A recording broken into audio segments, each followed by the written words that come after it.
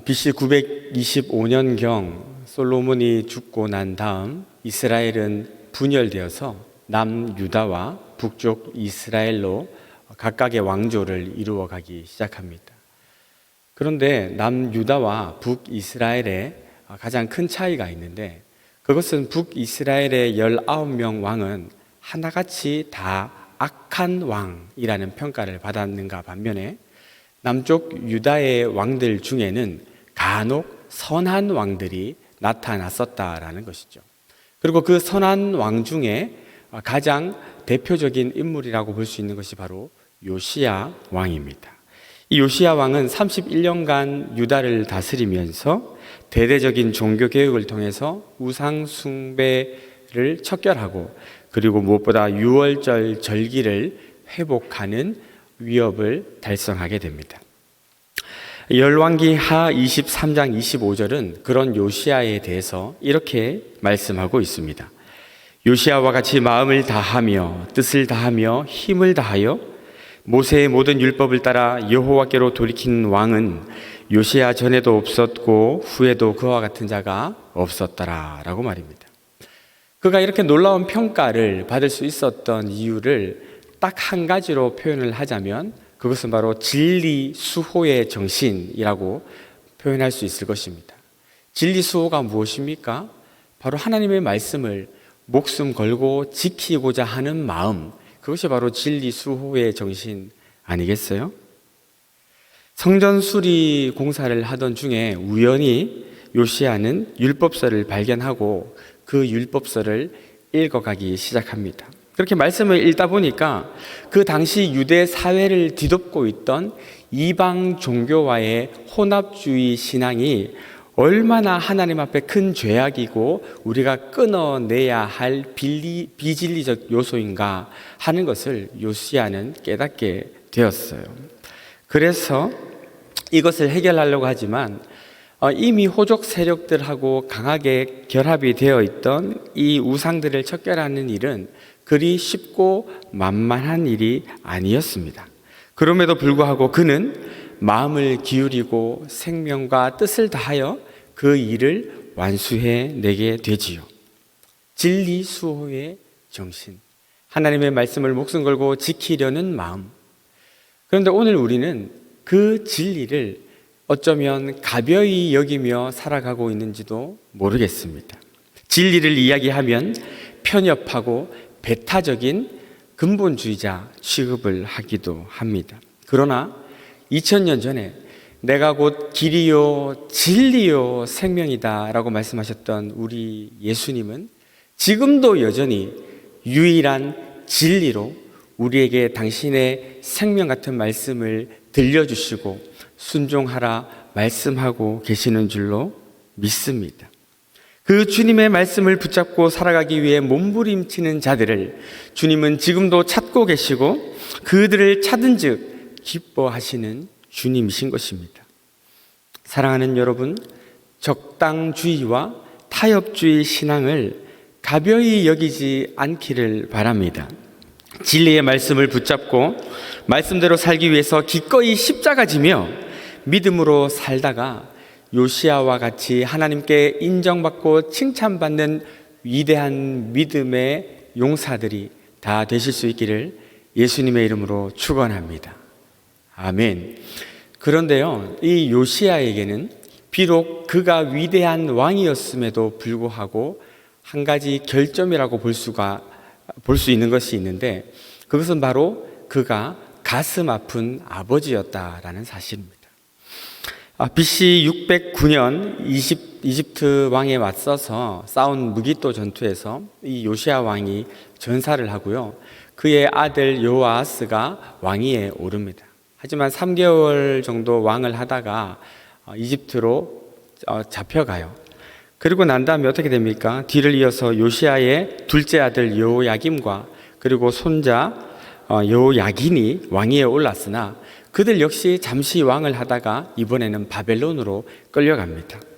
그리고 마지막으로 요시야의 셋째 아들 시드기야는 바벨론이 침공해 들어왔을 때 자신의 두 아들이 눈앞에서 죽는 것을 경험하고 자신 역시 눈을 뽑힌 채 바벨론 포로로 끌려가며 그 유명한 바벨론 유수가 시작되게 되는 것이죠. 그런데 요시야가 슬픈 아버지라는 이유는요, 그 아들들이, 그 손자가 왕을 제대로 이렇게 해먹지 못했던 것 때문에 슬픈 것이 아니에요. 그 자손들에 대한 성경의 평가가 이러합니다. 역대하 36장 5절, 여호야김이 여호와 보시기에 악을 행하였더라. 역대하 36장 9절, 여호야긴이 여호와 보시기에 악을 행하였더라. 36장 11절과 12절, 시드기야가 그의 하나님 보시기에 악을 행하고 선지자 예레미야가 여호와의 말씀으로 일러도 그 앞에서 겸손하지 아니하였으며. 무슨 말입니까? 그들은 하나같이 하나님 앞에 악한 자들, 신앙적으로 심각한 문제가 있는 자들이었다라는 것입니다. 진리 수호에 힘을 쓰며 하나님께 칭찬받았던 대단한 믿음의 왕 요시야를 아버지로 두고 있었음에도 불구하고 그들은 불신자, 아니 그것보다 더 심각한 삶을 살았던 것입니다. 여기서 우리는요, 믿음이라는 것은 철저하게 하나님 앞에 개인적인 것이라는 사실을 알 수가 있어요.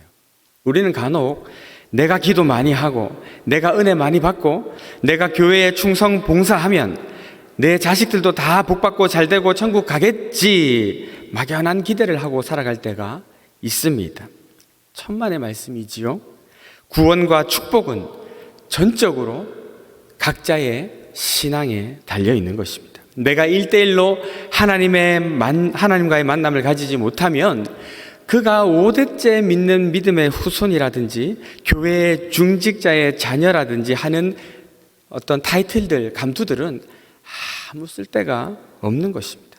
이는 혈통으로나 육정으로나 난 것이 아니기 때문입니다. 그러므로 우리는 우리의 불신 가족들, 특별히 자녀들이 나의 열심 때문에 저절로 축복받고 은혜받고 구원이 주어질 것이라는 생각을 해서는 안 되는 것이에요. 불신 가족들을 보면서도 때가 되면 믿겠지, 알아서 잘 되겠지, 그렇게 아니란 생각을 가지고 살면 안 돼요. 저는 예전에 이런 집사님을 만난 적이 있습니다. 그분은 열심히 신앙생활을 하는 분인데 그 자녀가 교회를 안 나와요. 집사님 제가 가서 좀 전도를 해도 되겠습니까? 이야기하니까 놔두세요 목사님, 종교를 강요할 수 있나요? 때가 되면 나오겠지요. 뭐 택한 백성이면 언젠간 돌아오지 않겠어요? 저는 그 순간 머리가 찌끈거리면서 그분의 신앙에 의심이 가기 시작했습니다. 그분의 말은 아주 세련되고 쿨해 보이고 뭔가 하나님의 거대한 역사의 흐름을 믿는 깊은 믿음을 가진 것처럼 보이지만 사실은 그것은 성경이 말하는 불신 가족을 대하는 신자의 태도는 아닌 것입니다. 주 예수를 믿으라, 그리하면 너와 네 집이 구원을 얻으리라, 이 말씀을 붙잡고 주여 내 생명을 취하시더라도 내 이름을 생명책에서 지우시더라도 이들을 구원해 주옵소서 가슴치며 기도하는 것이 먼저 믿는 자들이 취해야 할 태도 아닐까요? 사랑하는 여러분, 여러분이 혹 요시야와 같은 삶을 살더라도 우리의 자녀는 여호야김이나 여호야긴이나 시드기야와 같을 수 있다는 사실을 우리는 기억해야 합니다. 우리나라 최대 안티 기독교 사이트의 운영진 대부분이 큰 교회 목사님 또 중직자들의 자녀들로 구성되어 있다는 사실을 우리는 가슴 아픈 마음으로 직시해야 하는 것입니다. 그러므로 이 새벽에 우리가 기도할 때 하나님의 자비와 긍휼을 구합시다. 특별히 우리 자녀들이 얼마나 우리에게 특별한 존재입니까? 이 특별 새벽 기도에 가장 특별한 응답이 필요한 것이 바로 우리 자녀들의 신앙 바로 서게 해달라는 것 아니겠어요?